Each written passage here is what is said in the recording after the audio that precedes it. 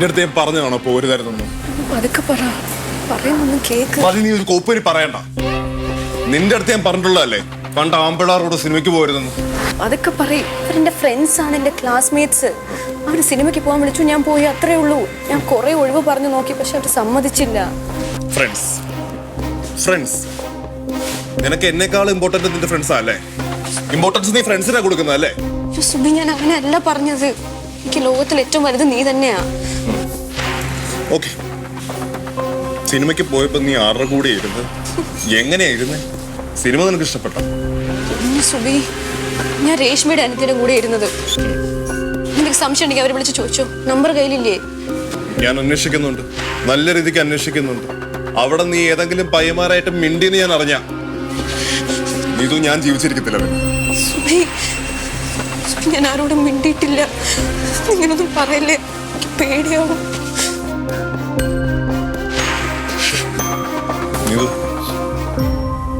നിതു ഇയാൾ കരയില്ലടോ. നിതു ഇയാളെ സങ്കടപ്പെടുത്താൻ വേണ്ടി ഞാൻ പറഞ്ഞതല്ല. താൻ എൻ്റെ അടുത്തല്ലാതെ മറ്റൊരാളോട് സംസാരിക്കുന്നതോ എന്തിനു ചിരിക്കുന്നതോ പോലും എനിക്ക് ഇഷ്ടമാണ്. ഇടോ, ഇപ്പോഴത്തെ ആമ്പിള്ളേരുടെ മൈൻഡ് സെറ്റ് ഒക്കെ എനിക്ക് അറിയാം. അവരുടെ ഒക്കെ ഉദ്ദേശം വേറെയാ. ഒന്ന് മനസ്സിലാക്ക്. ഇയാളെ അത് കരച്ചു നിർത്തിക്ക. നീതു കരച്ചിൽ നിർത്ത്. ഇയാൾക്ക് ജ്യൂസ് പറയട്ടെ? ഓറഞ്ച് ജ്യൂസ് പറയാം. ചേട്ടാ, 2 ജ്യൂസ്. ഞാനൊരു കാര്യം പറഞ്ഞു, നീ അതിൻ്റെതായ സെൻസിലെടുക്കൂ. നീ ആദ്യം പറ. നീ ഇപ്പോ എന്തിനും ഇതിനും എന്നെ കുറ്റപ്പെടുത്തിയും വഴക്ക് പറഞ്ഞിട്ടും എനിക്കിപ്പോ നിന്നെ ഭയങ്കര പേടിയാ. നിതു, ഞാൻ പറയുന്നൊന്നും താൻ അനുസരിക്കാതെ എൻ്റെ അടുത്ത് കള്ളം പറയുന്നുണ്ടല്ലേ ഇങ്ങനെയൊക്കെ ഉണ്ടാവുന്നത്? ഞാൻ ഈ കള്ളം പറയുന്നത് നിന്നെ പേടിച്ചിട്ടാ സുബി. എനിക്കറിയാം നിനക്ക് എന്നോടുള്ള സ്നേഹക്കൂടുതൽ കാരണം നീ ഇതൊക്കെ ചെയ്യുന്നതെന്ന്. പക്ഷെ ചിലപ്പോഴൊക്കെ എനിക്കിത് ടോക്സിക് ആയിട്ട് ഫീൽ ചെയ്യുന്നുണ്ട്. സഹിക്കാൻ പറ്റുന്നില്ല എനിക്ക്. ഇപ്പൊ എന്താ പറഞ്ഞേ? എന്നെ സഹിക്കാൻ പറ്റുന്നില്ല? നിനക്കെന്നെ സഹിക്കാൻ പറ്റുന്നില്ല? അങ്ങനെയല്ല പറഞ്ഞത്. മതി മതി മതി. ഇനി നീ കൂടുതലൊന്നും പറയാം. എനിക്കെല്ലാം മനസ്സിലായി. മതി, നിർത്തിക്കോ. ഞാനല്ല ഇതിന്റെ എല്ലാത്തിന്റെ പ്രശ്നക്കാരൻ. നിന്റെ ജീവിതത്തിലെ പ്രശ്നക്കാരൻ ഞാൻ തന്നെയല്ലേ? ഞാൻ ഇല്ലാണ്ടായി കഴിഞ്ഞാൽ നിന്റെ പ്രശ്നങ്ങളെല്ലാം കഴിയുമല്ലോ. ഞാൻ കാണിച്ചു തരാടി എന്താ നടക്കാൻ പോകുന്നത്. ഞാൻ പറയുന്നത് കേക്ക്. ജീവന് തൊലി ഇത്രയും നിന്നെ സ്നേഹിച്ചിട്ട് ഞാൻ തന്നെ ഇത് കേൾക്കണം. I will show you who I am. Subi,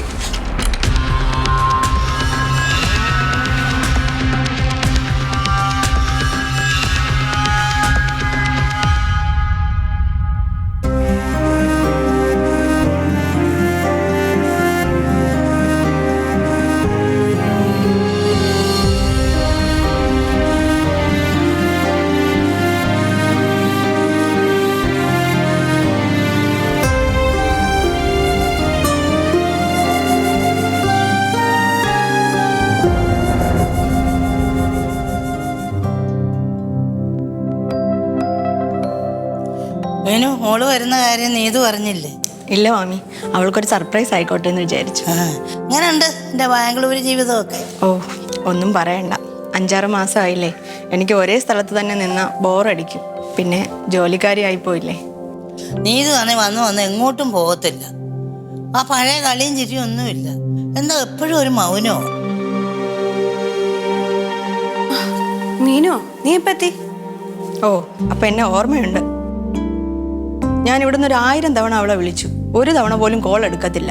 എടുത്താലും 1 മിനിറ്റ് കൊണ്ട് കട്ട് ചെയ്യുകയും ചെയ്യും. മെസ്സേജിനും റിപ്ലൈ ഇല്ല. നിനക്ക് എന്താ പറ്റിയേ? എനിക്കെന്ത് പറ്റാൻ? എനിക്കൊന്നുമില്ല. നീ ചായ കുടിക്കും, ഞാനൊന്ന് ഫ്രഷ് ആയിട്ട് വരാം. സുബിനാണോ? ഞാനൊന്ന് പോയിട്ട് വരാം. സുബിനാന്ന് ചോദിച്ചപ്പോ അവളുടെ നാണം കണ്ടില്ലേ മാമി? ഒരു പാവം ചെക്കനാ.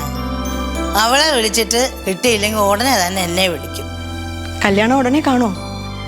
ഉടനെ വേണമെന്ന് അവൻ പറയുന്നു. പക്ഷെ ജോലി കിട്ടിയിട്ട് മതിയെന്ന് അവള് പറയുന്നു. അല്ല, മീനുവിന്റെ കല്യാണം ഒന്നും ആയില്ലേ? ഓ, എനിക്കതിലൊന്നും താല്പര്യമില്ല. അതെന്താ, സന്യസിക്കാൻ പോവാന്ന്? എനിക്കതൊന്നും സെറ്റ് ആവത്തില്ല. ഞാൻ അവളെ ഒന്ന് നോക്കിയിട്ട് വരാം മാമി.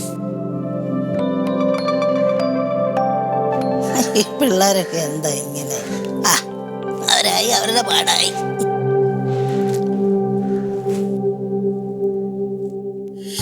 സുബി, സുധി, ഞാൻ പറയുന്നൊന്ന് കേക്ക്. ഒരു കാരണവും ഇല്ലാണ്ടാണ് നീ ഇപ്പൊ എന്റെ അടുത്ത് അടി ഉണ്ടായിക്കൊണ്ടിരിക്കുന്നത്. ഞാൻ എന്ത് ചെയ്തിട്ടാ? അങ്ങോട്ട് തിരിഞ്ഞാലും ഇങ്ങോട്ട് തിരിഞ്ഞാലും ഒക്കെ നിനക്ക് പ്രശ്നാ. എനിക്ക് ശരിക്കും ശ്വാസം മുട്ടുക സുധി. നിന്നോട് ഇഷ്ടമുള്ളതുകൊണ്ടല്ലേ ഞാൻ ഇങ്ങനെ കാണിക്കുന്നത്. നീ എന്നെ എല്ലാം ഇങ്ങനെയൊന്നും അല്ല ഇഷ്ടം പ്രകടിപ്പിക്കുന്നത്. ഇത് ശരിക്കും ദ്രോഹിക്കുക ചെയ്യുന്ന നീ എന്നെ. സത്യം പറ, നിനക്ക് വേറെ വല്ല ഫെയറും ഉണ്ട്? അതുകൊണ്ടാണ് നീ എന്റെ അടുത്ത് ഇങ്ങനെ കാണിക്കുന്നത്.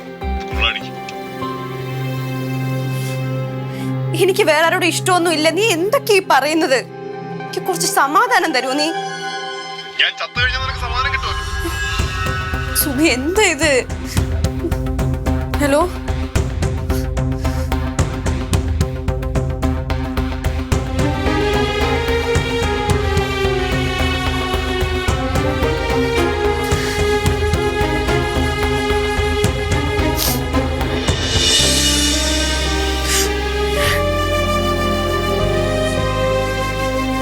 ആ, എന്നെ അവിടെ പോസ്റ്റ് ആക്കിയിട്ട് നീ ഇവിടെ വന്നിരിക്കുവാണോ? നീതു, നീതു, നീ എന്തിനാ കരയുന്നത്? എന്താടി എന്താടി? സുബിനുമായിട്ട് എന്തെങ്കിലും പ്രശ്നമുണ്ടോ? എനിക്കറിയില്ല മീനു. ഈ റിലേഷൻഷിപ്പ് എങ്ങനെ മുന്നോട്ട് കൊണ്ടുപോകണമെന്ന് എനിക്ക് മനസ്സിലാവുന്നില്ല. ദിവസം പ്രതി അവൻ ടോക്സിക് ആയിട്ട് വരിക. ഞാൻ ആരോടും മിണ്ടാൻ പാടില്ല, ചിരിക്കാൻ പാടില്ല. അവൻ വിളിക്കുമ്പോ ഫോൺ എൻഗേജ്ഡ് ആവണമെങ്കിൽ അതിന് വലിയ സീൻ ഉണ്ടാക്കും അവൻ.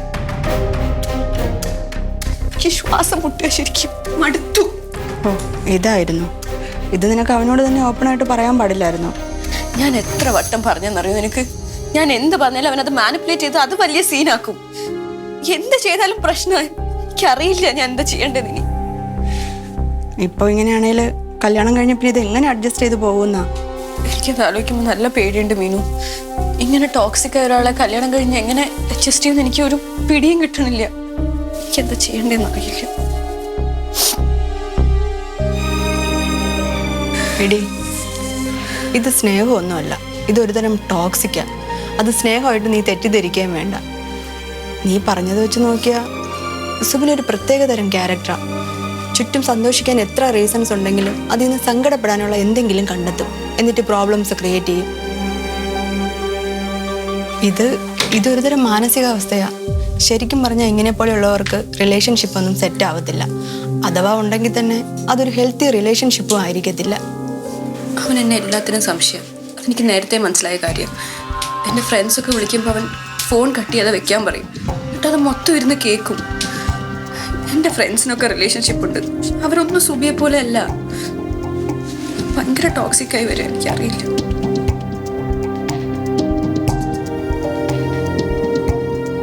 നിങ്ങൾ റിലേഷൻഷിപ്പിലായിട്ട് എത്ര വർഷമായി? 4 വർഷമായി.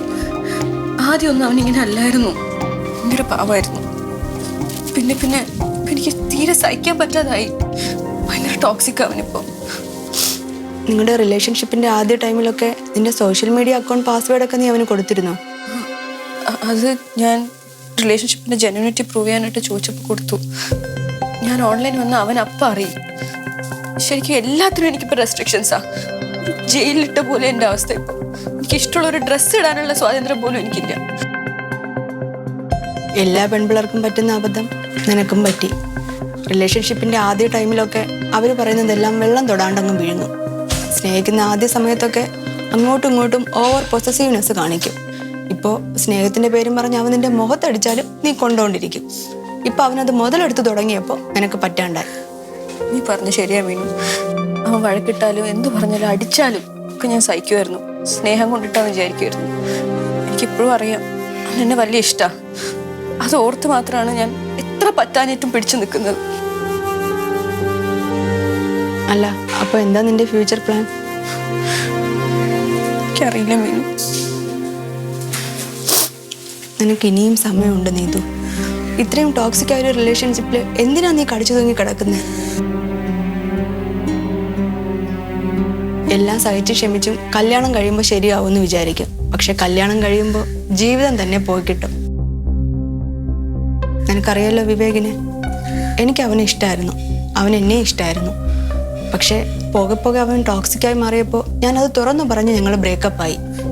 അയ്യോ, ബ്രേക്കപ്പിനെ പറ്റുമെന്ന് എനിക്ക് ചിന്തിക്കാൻ പോലും പറ്റൂല മീനു. അതൊക്കെ പറഞ്ഞ് അവൻ പോയി ചത്ത കളയൂ. ആര്? സുബിനോ? നീതു, നിനക്ക് ഞാൻ ഒരു കാര്യം ഉറപ്പ് തരാം, നിന്നെ കെട്ടാത്തതിന്റെ പേരിൽ അവൻ എന്തായാലും സൂയിസൈഡ് ഒന്നും ചെയ്യത്തില്ല. ഇമോഷണലി സ്റ്റേബിൾ ആയ ആൾക്കാർക്ക് മാത്രമേ ഒരു ഹെൽത്തി റിലേഷൻഷിപ്പ് കൊണ്ടുപോകാൻ പറ്റത്തുള്ളൂ. ചിലപ്പോൾ എന്തെങ്കിലും ഡ്രാമ കാണിക്കുമായിരിക്കും, അല്ലാണ്ട് അവൻ സൂയിസൈഡ് ചെയ്യാനുള്ള ധൈര്യമൊന്നും അവനില്ല. അത് മാത്രമല്ല മീനു, ഞങ്ങളുടെ കല്യാണമൊക്കെ ഉറപ്പിച്ചതല്ലേ, ഞാനായിട്ട് കണ്ടുപിടിച്ചത് അവനെ. ഇനിയിപ്പോൾ എൻ്റെ നാട്ടുകാരും വീട്ടുകാരും ഒക്കെ അറിഞ്ഞിട്ട് ഞാൻ അതിൽ നിന്ന് പിന്മാറി എല്ലാവരും എന്നെ കുറ്റം പറയില്ലേ? എന്നാ പിന്നെ നീ ഒരു കാര്യം ചെയ്യും, നാട്ടുകാരുടെയും വീട്ടുകാരുടെയും സന്തോഷത്തിന് നീ അവനെ തന്നെ അങ്ങ് കെട്ട്. എന്നിട്ട് വരുന്നത് എന്താന്ന് വെച്ചാൽ ഒറ്റയ്ക്ക് അനുഭവിച്ചു. ഞാൻ പോവുക. നിക്ക് മീനു. അല്ല പിന്നെ ഞാൻ എന്ത് പറയാനാ? ഒരു റിലേഷൻഷിപ്പിലാവുന്നതും ബ്രേക്കപ്പ് ആവുന്നതും ഒക്കെ സാധാരണയാ. നിനക്കിത് പറ്റിയില്ലെങ്കിൽ വിട്ടുകളയ്, അല്ലാണ്ട് നാട്ടുകാരും വീട്ടുകാരും ബോധിപ്പിക്കാൻ വേണ്ടി എന്തിനാ എടുത്ത് തലയിൽ വെക്കുന്നേ? എനിക്കിതിനെപ്പറ്റി ആലോചിക്കുമ്പോൾ ഒരു എത്തും പിടിയും കിട്ടുന്നില്ല മീനു. എനിക്ക് ഒരു കാര്യം അറിയാം, ഞാൻ ഈ റിലേഷൻഷിപ്പിൽ ഒട്ടും ഹാപ്പി അല്ല. എനിക്കൊരു ശ്വാസം വേണമെങ്കിൽ പോലും അവൻ്റെ പെർമിഷൻ വേണം. ആകെ ഒരു മരവിച്ച അവസ്ഥയിലാണ് ഞാനിപ്പോൾ. അതെ, ഇങ്ങനെയുള്ള സിറ്റുവേഷനിൽ കരഞ്ഞു കൂവി ഇരുന്ന് അതിനേ സമയം വരത്തുള്ളൂ. നീതു, ഇത് നിന്റെ ലൈഫാ. നീ ഒരു തീരുമാനം എടുക്ക്. അതിപ്പോ ബ്രേക്കപ്പ് ആണ് നിന്റെ തീരുമാനമെങ്കിലും ഞാൻ നിനക്ക് സപ്പോർട്ടായി കൂടെ ഉണ്ടാവും. നീ അവനെ വിളിച്ചിരുത്തി ഓപ്പണായിട്ട് കാര്യങ്ങൾ പറഞ്ഞ് മനസ്സിലാക്ക്, അല്ലാണ്ട് അവനെ ട്രിഗർ ചെയ്യാനൊന്നും നിൽക്കണ്ട. എന്താന്ന് വെച്ചാൽ നീ ആലോചിച്ച് തീരുമാനിക്കുക.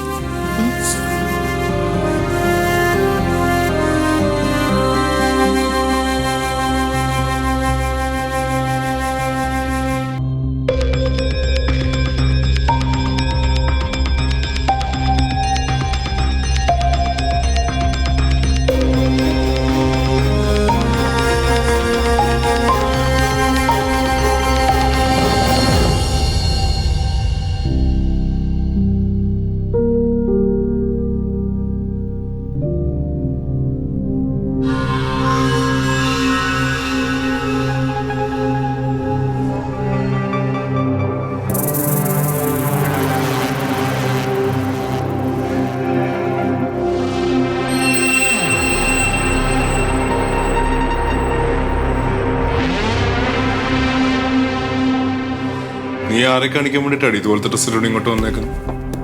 നിന്റെ അടുത്ത് ഞാൻ പലതവണ പറഞ്ഞിട്ടുണ്ട് ഇതുപോലത്തെ ഡ്രസ്സ് യൂസ് ചെയ്യരുത്. ഇത് എൻ്റെ അമ്മ വാങ്ങി തന്ന ഡ്രസ്സാണ്. എന്തെങ്കിലും കുഴപ്പമുണ്ടായിരുന്നെങ്കിൽ അമ്മ പറഞ്ഞല്ലോ. നീ ഇതുപോലത്തെ ഡ്രസ്സ് ഇടുന്നത് എനിക്കിഷ്ടമല്ല. എനിക്കിഷ്ടം. എനിക്ക് കംഫർട്ടബിൾ ആയിട്ടുള്ള എന്തും ഞാനിടും. അതിലാരും ഇടപെടേണ്ട ആവശ്യമൊന്നുമില്ല. നീ ഇടൂ. ആ ഇടും. നീ ഇടൂ. ഇടുന്നല്ലേ പറഞ്ഞത്?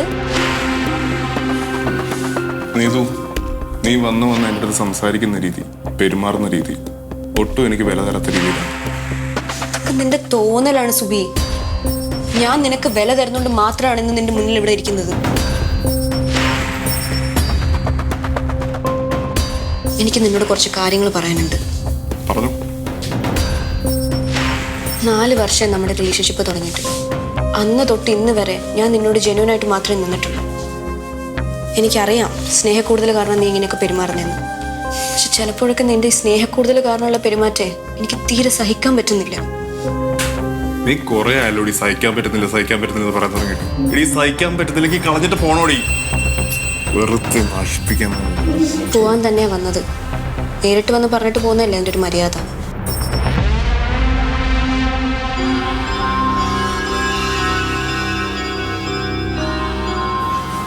നീ എന്നെ കളഞ്ഞിട്ട് എവിടം വരെ പോകില്ല? നീ എങ്ങോട്ട് പോണം?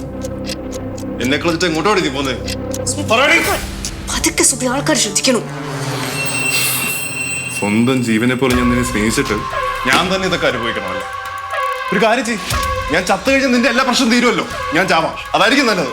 നിനക്കെന്താ ഭ്രാന്താണോ? 2 പേര് തമ്മിൽ സ്നേഹിച്ച് അഡ്ജസ്റ്റ് ചെയ്യാൻ പറ്റില്ലെങ്കിൽ പിരിയുന്നതല്ലേ നല്ലത്. ഇങ്ങനെ 2 പേർക്കും ഹാപ്പിനെസ് ഇല്ലാതെ മുന്നോട്ട് പോയിട്ട് എന്ത് ചെയ്യാനാ?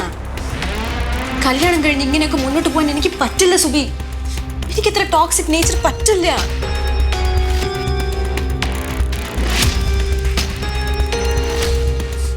എനിക്ക് എൻ്റെതായ ഒരു ജീവിതമുണ്ട്. നിന്റെ കൂടെ ഒരിക്കലും ഞാൻ ഹാപ്പി ആയിരിക്കില്ല. മതി നിർത്ത്. നീ കൂടുതലൊന്നും പറയണ്ട. എന്നെ നിനക്കെന്നല്ല ഈ ലോകത്തിൽ ഒരാൾക്ക് സഹിക്കാൻ പറ്റത്തില്ല. ഒരു കണക്കിനെ നീ ഇപ്പോഴെങ്കിലും ഇത് തുറന്നു പറഞ്ഞു തന്നെ. നീ അടിപൊളിയായിട്ട് ജീവിച്ച് കാണിക്കും. പക്ഷെ എന്തൊക്കെ പറഞ്ഞു കഴിഞ്ഞാലും എനിക്ക് തന്നെ ഭയങ്കര ഇഷ്ടമായിരുന്നു. പിന്നെ നീ പറയുന്ന ഈ ടോക്സിസിറ്റി അതിൻ്റെ ഇഷ്ടം കൂടുതലായിരിക്കും. അത് കള്ളം പറയുന്നവരും. സുബി, നിനക്കിപ്പോൾ ആവശ്യം ഒരു കൗൺസിലിംഗ് ആണ്. ഞാൻ നിന്റെ കൂടെ വരാം. ലവറായിട്ടല്ല, ഒരു നല്ല ഫ്രണ്ടായിട്ട്. വേണ്ട, നീ വിട്ടു. നിനക്ക് നല്ലൊരു ജീവിതം കിട്ടട്ടെ. സുബി, അവസാനമായിട്ട് ഞാൻ നിന്നോടൊരു കാര്യം പറയാം. ഇനിയെങ്കിലും നിന്റെ ജീവിതത്തിൽ വരുന്ന പെൺകുട്ടിയോട് റെസ്പെക്റ്റോടെയും സ്നേഹത്തോടെയും പെരുമാറണം. നിനക്ക് ഞാൻ പറയുന്നത് മനസ്സിലാവുന്നുണ്ടോ എന്ന് പോലും എനിക്കറിയുന്നില്ല. നീതു, നിനക്ക് വേണ്ടി ഞാൻ വേണമെങ്കിൽ മാറാം. വേണ്ട സുബി, നീ തന്നെയായിട്ടിരുന്നാൽ മതി. എനിക്കിനി എൻ്റെ ഇഷ്ടത്തിന് ജീവിക്കണം, ഞാനായിട്ട്. നീ അതിന് മാറുമൊന്നും വേണ്ട. ഞാനിപ്പോ എന്ത് ചെയ്യണമെന്നോ നീ പറയുന്നത്? നീ ഒന്നും ചെയ്യേണ്ട സുബി. നീ നിന്റെ ഇഷ്ടത്തിന് ജീവിച്ചോ. എനിക്കൊരു ജീവിതമുണ്ട്. ഞാൻ ഇനിയെങ്കിലും ഞാനായിട്ടൊന്ന് ജീവിക്കട്ടെ.